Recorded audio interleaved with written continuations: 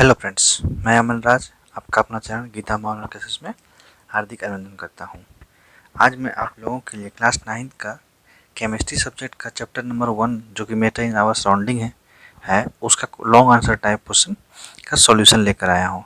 तो video start करने से पहले आपसे रिक्वेस्ट है, अगर आप हमारे चैनल में नए हैं तो चैनल को सब्सक्राइब कर ले और साथ में नोटिफिकेशन बेल ऑन कर ले। और हाँ, वीडियो अच्छा लगे तो एक लाइक ज़रूर करें और अपने दोस्तों में ज़्यादा शेयर करके उनको भी ये बताएं ताकि उनको भी इस वीडियो का वो लोग भी लाभ उठा सकें। ठीक है दोस्तों, तो चलिए हम ज़्यादा लेट नहीं करते हुए डायरेक्ट क्वेश्चन पे आते हैं। तो हम लोग ये बता देते हैं कि आप क्लास 9 का यूनिवर्सल साइंस बुक करके जो नाम है उस बुक का long answer type question answer करा रहे हैं। ठीक है, तो आज हमको लगता है कि ये लास्ट होगा या फिर एक और क्लास होकर फिर ये चैप्टर पूरा कंप्लीट हो जाएगा आप लोगों का।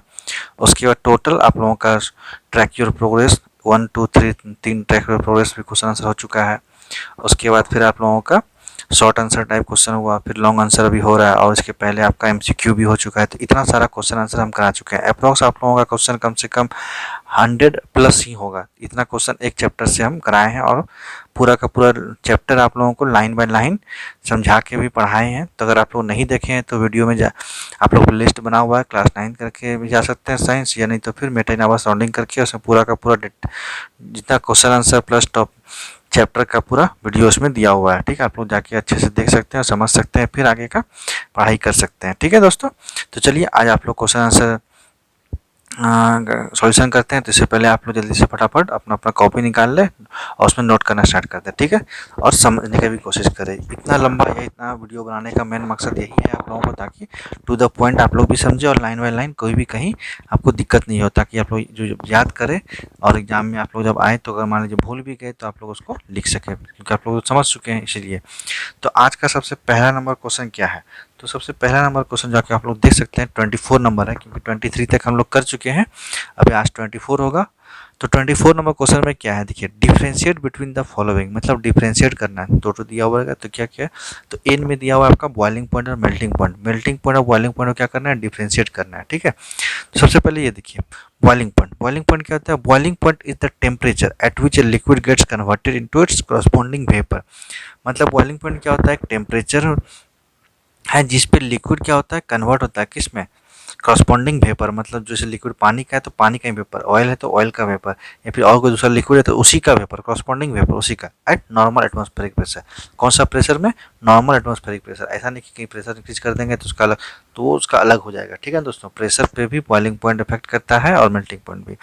तो बॉइलिंग पॉइंट के लिए एक नॉर्मल एटमॉस्फेरिक प्रेशर जो कि हम लोगों का सराउंडिंग है, आप आसपास जो भी एयर का एटमॉस्फेरिक प्रेशर है वही नॉर्मल एटमॉस्फेरिक प्रेशर को बोला जाता है, जिसको 1 atm बोलते हैं। ठीक है, तो बॉइलिंग पॉइंट क्या होता है? बॉइलिंग पॉइंट होता है, boiling point is the temperature. Boiling point क्या है? Temperature at which liquid gets convert. क्या होता है उस टाइम, उस टेम्परेचर पे लिक्विड कन्वर्ट हो जाता है किसमें, इनटू इट्स कॉरस्पॉन्डिंग वेपर, उसका कॉरस्पॉन्डिंग वेपर में एट नॉर्मल एटमॉस्फेरिक प्रेशर।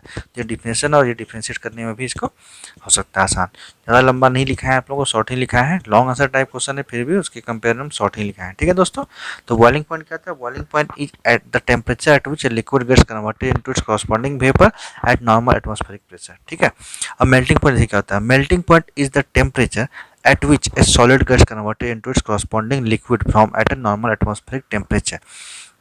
मतलब कहने का बात यह है कि मेल्टिंग पॉइंट क्या है, एक तरह से ये भी टेम्परेचर ही है जिसपे क्या होता है, सॉलिड क्या होता है, मेल्ट करना स्टार्ट करता है। मेल्ट करने का मतलब क्या है, solid gets converted into its corresponding liquid. Solid जो है वो कन्वर्ट हो जाता है किसमें, लिक्विड में, from eight normal atmospheric temperature. ये भी नॉर्मल एटमॉस्फेरिक टेम्परेचर में। बॉइलिंग पॉइंट क्या होता है, वो एक टेम्परेचर है जिसमें लिक्विड किसमें कन्वर्ट होता है, गैस में। और मेल्टिंग पॉइंट क्या है, मेल्टिंग पॉइंट एक टेम्परेचर जिसमें कि सॉलिड कन्वर्ट होता है किसमें, लिक्विड में, वो भी नॉर्मल एटमॉस्फेरिक प्रेशर में। यही डिफ्रेंशिएट है दोनों में, इसलिए इसको हम लिखा दिए हैं आप लोगों को। डिफरेंशिएट मतलब क्या, दोनों में क्या डिफरेंस है, तो यही होता है डिफरेंशिएट। तो ये आपको बता दिए बॉइलिंग पॉइंट में क्या होता है,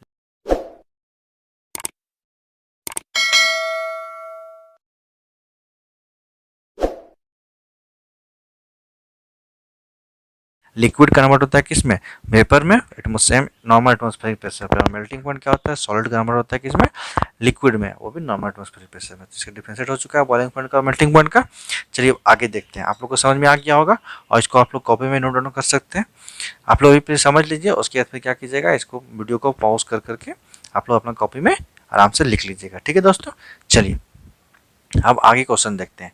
आगे आप लोगों का बोला जा रहा है diffusion in solid and diffusion in liquid, मतलब डिफ्यूजन इन सॉलिड और डिफ्यूजन इन लिक्विड में आपको डिफ्रेंशिएट करना है, दोनों में क्या डिफरेंस है, ठीक है।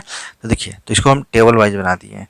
तो डिफ्यूजन इन सॉलिड और डिफ्यूजन इन लिक्विड, तो डिफ्यूजन इन सॉलिड में क्या होगा, solids can not easily diffuse into each other. अब जो सॉलिड होता है वो इजिली डिफ्यूज नहीं करता है एक दूसरे में, मतलब ईच अदर। लेकिन डिफ्यूजन लिक्विड में क्या होता है, liquid can easily diffuse into each other. अब सॉलिड क्या होता है, इजिली डिफ्यूज नहीं करता, और लिक्विड क्या करता है, इजिली डिफ्यूज होता है एक साथ एक दूसरे में, ठीक है। तो ये डिफ्रेंशिएट हो रहा है ना, इसमें क्या होता है, डिफ्यूज नहीं होता है इजिली, इसमें क्या होता है, डिफ्यूज होता है इजिली, एक डिफ्रेंशिएशन हुआ। दूसरा देखिए क्या है, it is slower then both liquid and gas. ये क्या होता है, अगर डिफ्यूज होता है तो ये भी क्या होता है, स्लो होता है, स्लोअर देन बोथ लिक्विड और गैस। लिक्विड और गैस के कंपेयर में बहुत ही स्लोअर होता है, किस चीज़ के लिए, डिफ्यूजन के लिए। और इस लिक्विड में क्या होता है, it is slower then gas. जब ये लिक्विड है तो क्या होगा, स्लोअर होगा गैस से और फास्टर होगा सॉलिड से, ठीक है। तो ये दो डिफ्रेंशिएट है किसका, डिफ्यूजन सॉलिड और डिफ्यूजन इन लिक्विड। मतलब सॉलिड में क्या होता है, इजिली डिफ्यूज नहीं होता, होता है बट इजिली डिफ्यूज नहीं होता है। लिक्विड में क्या होता है, इजिली डिफ्यूज कर जाता है। और फिर क्या करता है, सॉलिड में डिफ्यूजन क्या होता है, स्लो होता है किसी कंपेयर में, लिक्विड और गैस के कंपेयर में। और लिक्विड में क्या होता है, फास्टर होता है सॉलिड से, और लेकिन गैस से क्या होता है, स्लोअर होता है, ठीक है। तो ये दो डिफरेंशिएशन नहीं लिखिए आप लोगों का, सफिशिएंट है इतना सा आंसर, ठीक है दोस्तों। चलिए अब आगे देखते हैं। आगे आप लोगों का बोला जा रहा है, देखिए बॉइलिंग एंड इवोपरेशन, मतलब क्या करना है, differentiate between the boiling and evaporation, ठीक है। बॉइलिंग और इवोपरेशन के बीच में डिफरेंशिएट करना है। तो देखिए ये थोड़ा सा लंबा है, लंबा इसलिए कि आप लोग इसमें चूज कर सकते हैं, आप लोगों को जो पसंद है वो आप लोग 4 या 5 पॉइंट आप लोग इसमें लिख सकते हैं, ठीक है। बड़ा ज़्यादा क्वेश्चन मान लीजिए 6 नंबर का रहेगा तो 5 पॉइंट लिखिएगा, 2 नंबर का रहेगा तो 2 पॉइंट लिखिएगा, 3 नंबर का रहेगा 3 पॉइंट, 4 नंबर का तो 4 पॉइंट लिख दीजिएगा। ज़्यादा नहीं है, बड़ा हल्का ही है, एक पॉइंट में दोनों का कंपेयर किया गया, इसमें कंपेरिजन की वजह से लिखे हैं, तरह लिखे, ठीक है। तो चलिए स्टार्ट करते हैं बॉइलिंग और इवोपरेशन का डिफरेंशिएशन। तो फर्स्ट पॉइंट में क्या होगा, boiling is the conversation of liquid into gas due to continuous heating, ठीक है। बॉइलिंग क्या है, कन्वर्सन है किसके, लिक्विड से गैस में ड्यू टू कंटिन्यूअस हीटिंग, लगातार हीट देने से, ठीक है। और इवोपरेशन क्या होता है, on the other hand evaporation is the conversation of liquid into gas by natural process. अब इवोपरेशन क्या होता है, कन्वर्सन होता है इसमें भी लिक्विड से गैस में, वो लेकिन ये कैसे होता है, ये नेचुरल प्रोसेस से होता है, और वो आर्टिफिशियल नहीं बोल सकते हैं, या फिर कंटिन्यूअस हीटिंग देने से, मतलब हीट में प्रोवाइड करेगा तो बॉइलिंग होगा, और नेचुरल प्रोसेस से होगा तो बोलेंगे इवोपरेशन। दोनों में क्या होता है, लिक्विड से गैस कन्वर्ट होता है, ठीक है।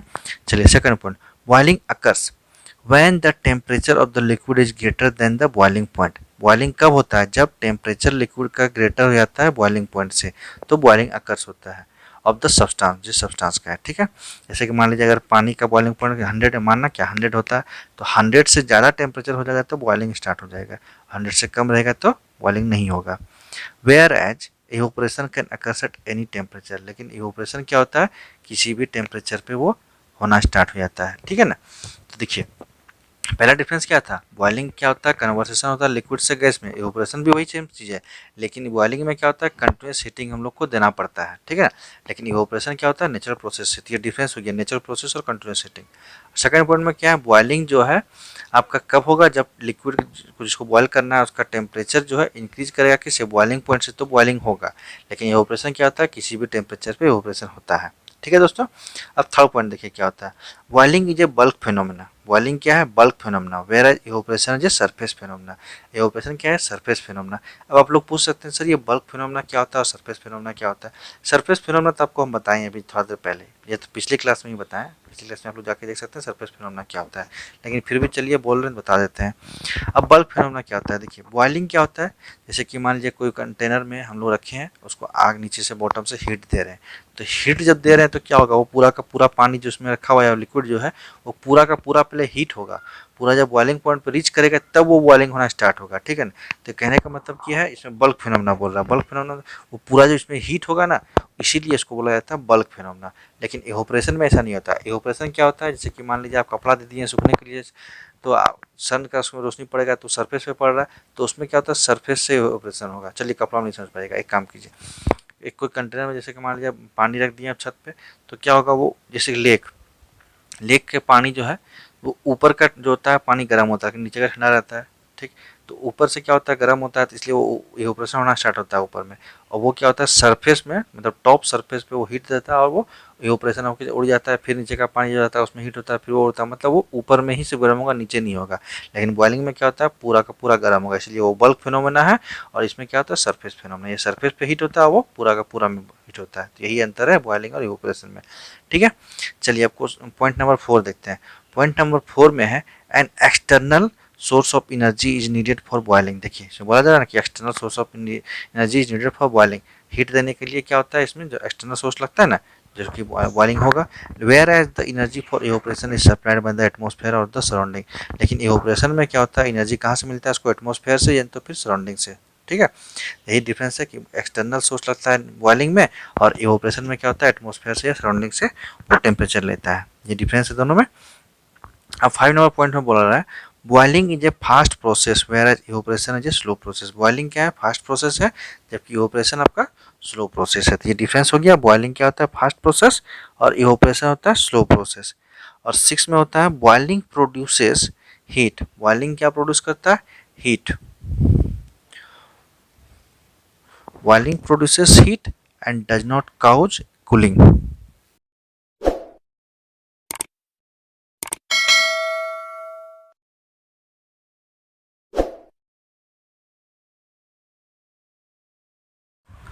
देखिए 6 नंबर पॉइंट क्या बोला जा रहा है, 6 नंबर पॉइंट बोला जा रहा है boiling produces heat and does not cause the cooling of liquid whereas evaporation leads to the cooling of liquid. देखिए इसमें बोला जा रहा है बॉइलिंग क्या होता है, वो हीट को प्रोड्यूस नहीं करता है। Boiling produces heat. बॉइलिंग क्या प्रोड्यूस करता है, heat, and does not cause the cooling effect. और जो क्या कहते हैं बॉइलिंग है, वो क्या करता है, कूलिंग ऑफ लिक्विड नहीं करता है। मतलब ये सिर्फ हीट प्रोड्यूस करता है, ये लिक्विड को कूल नहीं करता है। ठीक है ना। और whereas evaporation leads to the cooling of liquid. Evaporation क्या करता है, कूलिंग ऑफ लिक्विड में हेल्प करता है। ठीक है ना। तो इसका 6 नंबर का ये होगा boiling produces heat and does not cause the cooling of liquid. Boiling क्या करता है, हीट प्रोड्यूस करता है, लेकिन ये कूलिंग लिक्विड को नहीं करता है। ठीक ना, लिक्विड को कूल नहीं करता है। Whereas evaporation leads to the cooling of liquid. ठीक है दोस्तों, तो ये आज यहाँ तक ही रखते हैं वीडियो। नेक्स्ट क्लास में हम आप से इसके आगे का क्वेश्चन लेके आएंगे। तब तक आप लोग चैनल के साथ बने रहे। अगर चैनल को में नए हैं तो चैनल को सब्सक्राइब कर ले और साथ में नोटिफिकेशन बेल ऑन कर ले। और हाँ, वीडियो अच्छा लगे तो एक लाइक जरूर करें और अपने दोस्तों में ज़्यादा ज़्यादा शेयर करें, ताकि उनको भी कोई परेशानी नहीं हो और वो लोग भी इस क्लास का लाभ उठा सके और वो लोग भी नोट्स बना के क्वेश्चन आंसर सब याद कर सके। ठीक है, चलिए एक बार आप लोग जो है और फिर से देख लीजिए, ताकि आप लोग को नोट डाउन करने में कोई परेशानी नहीं हो। ठीक है दोस्तों, चलिए देखिए एक बार देख लीजिए।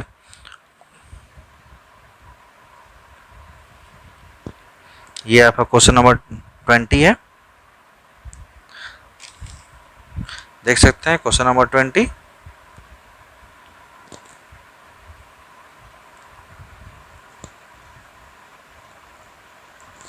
ये नीचे 21 है।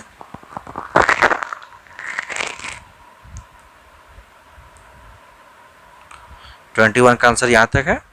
उसके बाद 22 यहाँ से स्टार्ट होता है। 22 में देख सकते हैं। आप लोग पॉज करके भी लिख सकते हैं या फिर स्क्रीनशॉट भी ले सकते हैं, जो आप लोग की इच्छा, जो मन में वो कर सकते हैं। अब ये 23 है क्वेश्चन। चलिए अब आगे इधर देखते हैं।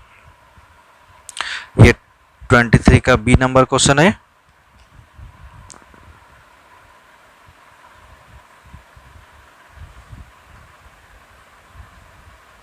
सी है, फिर आपका नीचे डी है,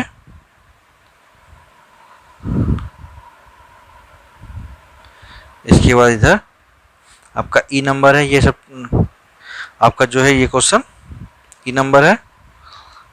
एफ है, एफ के बाद ये जी है, देख सकते हैं आप लोग।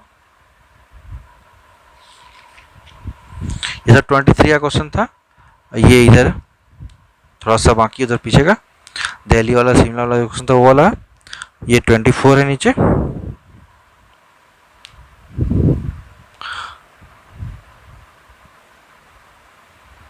ट्वेंटी फोर का बी, और यहाँ पे है 24 का सी। सी नंबर क्वेश्चन इंपॉर्टेंट है लॉन्ग आंसर टाइप क्वेश्चन में, ये बड़ा क्वेश्चन पूछ सकता है आपको 5 नंबर में, तो ये पूरा पॉइंट आपको लिखना पड़ेगा दोस्तों, इसलिए इसको अच्छे से याद आप लोग कर लीजिएगा। अब वीडियो को हम स्टॉप करते हैं, फिर मिलते हैं नेक्स्ट क्लास में। और वो नेक्स्ट क्लास वो लास्ट क्लास होगा आप लोगों का। अब इसको ज़्यादा लंबा नहीं करना चाहते हम, अब क्योंकि इतना ज़्यादा लंबा तो कोई भी क्लास नहीं लिया होगा आप लोगों का। नेक्स्ट क्लास वो लास्ट क्लास करेंगे और उसके नेक्स्ट चैप्टर लोग स्टार्ट करेंगे पढ़ने के। ठीक है दोस्तों, तो वीडियो साथ बने रहे। आप लोग चैनल में अगर नए हैं चैनल को सब्सक्राइब कर ले और साथ में नोटिफिकेशन बेल ऑन कर ले और कमेंट करके जरूर बताएं कि कैसा लगा क्लास। ठीक है दोस्तों, फिर मिलते हैं। Thank you. जय हिंद, जय भारत।